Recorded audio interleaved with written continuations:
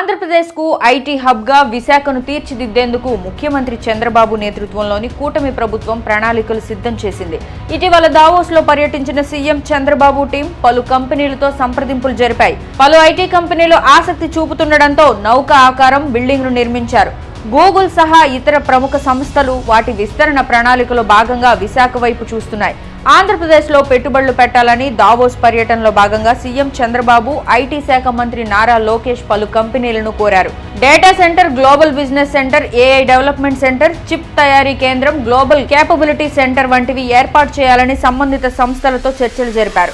ఈ నేపథ్యంలోనే ఆయా సంస్థలు ఏపీకి వస్తే ఆ సంస్థలు ఏర్పాటు చేసేందుకు కావలసిన మౌలిక వసతులను సిద్ధం చేయాల్సి ఉండడంతో ఏపీ సర్కార్ ఏర్పాట్లు చేస్తుంది. దీనికోసం విశాఖ మహాప్రాంత అభివృద్ధి సంస్థ VMRDAకు చెందిన ఐకానిక్ భవన సముదాయాన్ని ఏపీ సర్కార్ సిద్ధం చేస్తోంది.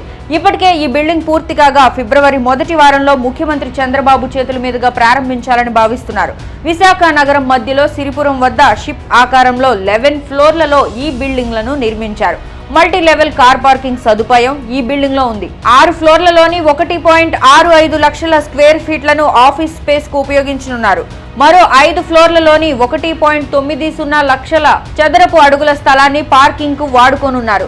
అత్యాధునిక సౌకర్యాలు, పార్కింగ్ వసతులతో అందుబాటులోకి తెచ్చిన ఈ భవనాన్ని గాలి, వెలుతురు వచ్చేలా అద్భుతంగా కనిపించేందుకు అద్దాలతో నిర్మించారు. 1.72 ఎకరాల్లో నిర్మించిన ఈ బిల్డింగ్ కు 87.50 కోట్లు ఖర్చు చేశారు.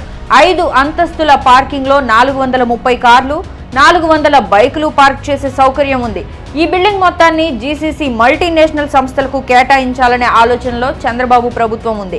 వెంటనే కార్యకలాపాలు ప్రారంభించి యువతకు ఉపాధి కల్పించే పేరున్న సంస్థ కోసం ఏపీ ప్రభుత్వం ఎదురు చూస్తోంది.